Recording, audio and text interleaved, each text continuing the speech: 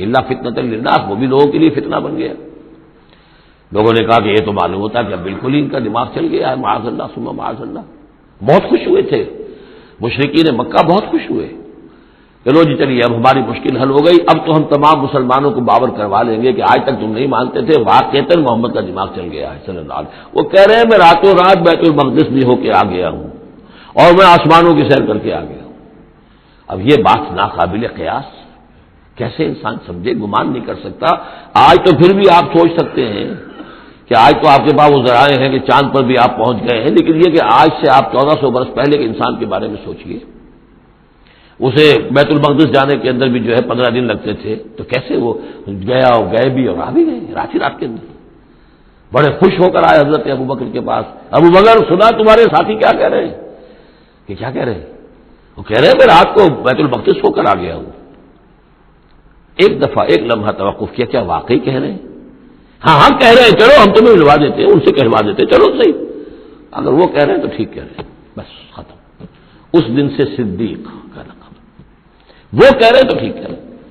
اور فرمایا جب میں یہ مانتا ہوں کہ آسمان سے روز ان کے پاس فرشتہ آتا ہے، تو اگر وہ آسمان ہوا ہے تو کون سی بڑی بات ہو گئی؟ اگر اللہ کا فرشتہ آسمان سے روز آتا ہے ان کے پاس، تو وہ آسمان تک ہو کے آ گئے تو کون سی بڑی بات ہوئی؟ وہ اگر کہہ رہے تو سچ کہہ رہے ہیں۔ مستند ہے ان کا فرمایا ہوا، وما جعلنا الرؤيا التي اريناك الا فتنة للناس، یہ بھی لوگوں کے لیے فتنہ بن گیا۔ وشجرة الملعونة في القرآن، اسی طرح ایک مثال ہے قرآن مجید میں زقوم کے درخت کا ذکر آتا ہے کہ وہ درخت جو ہے وہ عین جہنم کے اس کے تہ کے اندر اس کی جڑ ہوگی، وہاں سے وہ درخت کیسا ہوگا؟ آگ کے اندر درخت، ہاؤ از اٹ پاسبل؟ اب یہ زقوم کا یہ بھی ان کے لیے ایک فتنہ بن گیا۔ اب یہ چیزیں نہیں جانتے کہ اس عالم کا کہ جو فزیکل لاز ہے وہ اور ہوں گے، مختلف ہوں گے، اس آگ کی نوعیت اور ہے، وہ آگ یہ نہیں ہے، وہ آگ جو ہے اس کی حیثیت ہی کچھ اور ہے۔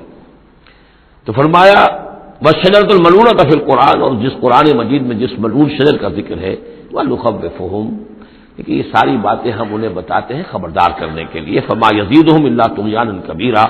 اب یہ ان کی بدبختی ہے کہ ان تمام چیزوں سے ان کے اندر سرکشی ہی کے اندر اضافہ ہو رہا ہے، بڑھتے چلے جا رہے ہیں سرکشی میں۔ وَإِذْ قُلْنَا لِلْمَلَائِكَةِ اسْجُدُوا لِآدَمَ فَسَجَدُوا إِلَّا إِبْلِيسَ، اور یاد کرو جب کہ ہم نے کہا تھا فرشتوں سے سجدہ کرو آدم کو، تو ان سب نے سجدہ کیا مگر ابلیس نے نہیں کیا۔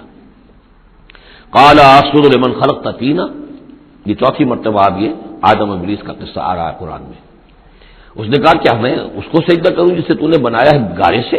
قَالَ أَرَأَيْتَكَ هَذَا الَّذِي كَرَّمْتَ عَلَيَّ، مزید اس نے کہا کہ ذرا دیکھو، ذرا دیکھ پروردگار، یہ جو انسان آدم جس کو تو نے مجھ پر عزت دی ہے، مجھ سے بالا تر کر دیا، کرمت علیہ، لئن اخرتنی الی یوم القیامہ، اگر تو مجھے مہلت دے دے قیامت کے دن تک، لاحتنکن ذریتہ الا قلیلا، میں اس کی پوری نسل، اس کی ساری اولاد کو لگام دے دوں گا سوائے بہت تھوڑے سے لوگوں کے، ان کو گمراہ کر کے چھوڑوں گا۔ قال ذب فمن تبعک منہم فإن جہنم جزاؤکم جزاء موفورا، اللہ نے فرمایا جاؤ دفع ہو جاؤ، ٹھیک ہے، ان میں سے جو بھی آدم کی نسل میں سے جو بھی تیری پیروی کریں گے تو پھر تم سب کے لیے تمہارا بدلہ جہنم ہے، وافر بدلہ ہوگا تمہارے لیے، تمہارے گناہوں اور سرکشی کے لیے۔ واستفزز من استطعت منہم، یہ لفظ آئے گا کئی بار، ذرا نوٹ کر لیجیے، فز کہتے ہیں عربی زبان میں بکری کا جو بچہ نوزائیدہ ابھی ہوتا ہے، جیسے کل بھی میں نے ذکر کیا تھا، وہ کھڑا ہوتا ہے تو ٹانگیں اس کی لڑکھڑا رہی ہوتی ہیں، تو اس طریقے سے یعنی اس طرح جب کہ کسی انسان کی ٹانگیں لڑکھڑا جائیں، اس کے اندر حوصلہ ختم ہو جائے، ہمت اس کا جواب دے رہی ہو، تو اس کے لیے پھر یہ محاورہ ہے یا کنایا ہے۔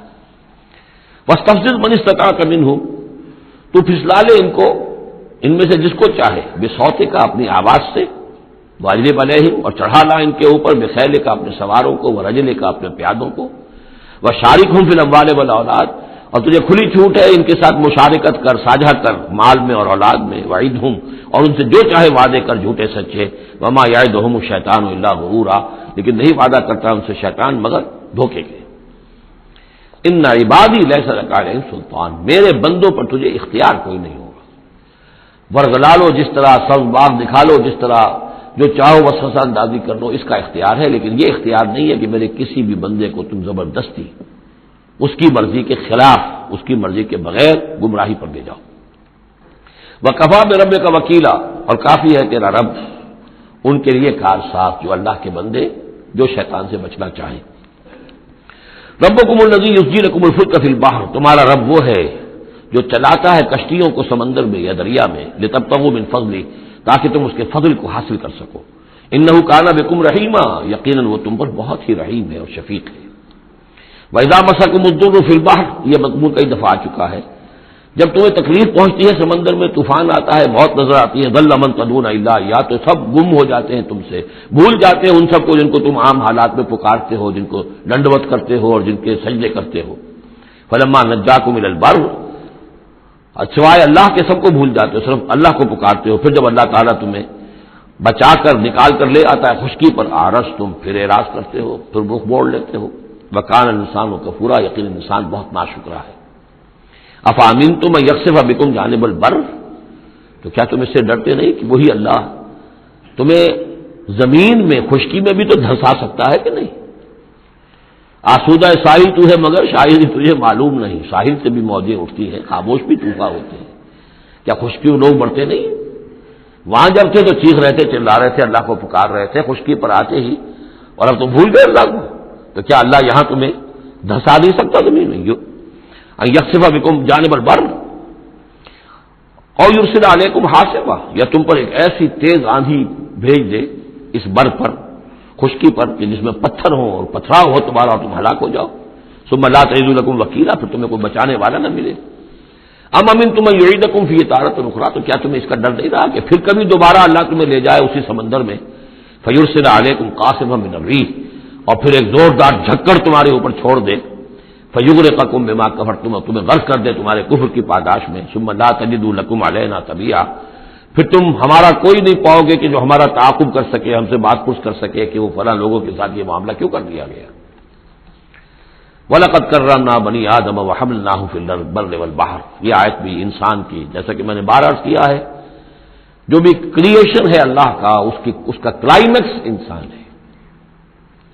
گویا کہ یہ سارا سلسلہ جو ہے تنزلات، اللہ کا حرف کن، اور کن سے وہ خلق نور، اس نور سے وہ تخلیق ارواح انسانیہ اور ملائکہ، پھر ایکسپلوژن، دی بگ بینگ، اور اس سے وہ حرارت اور وہ آتشی کرے، اور اس دور میں جنات کی جو تخلیق ہوئی، اور پھر اس کے بعد ان کا ٹھنڈا ہونا، اور پھر یہ بارش کا برسنا، اور بارش اور زمین، پانی اور زمین کے اب یہاں سے جو حیات ارضی ہے اس کا آغاز ہونا۔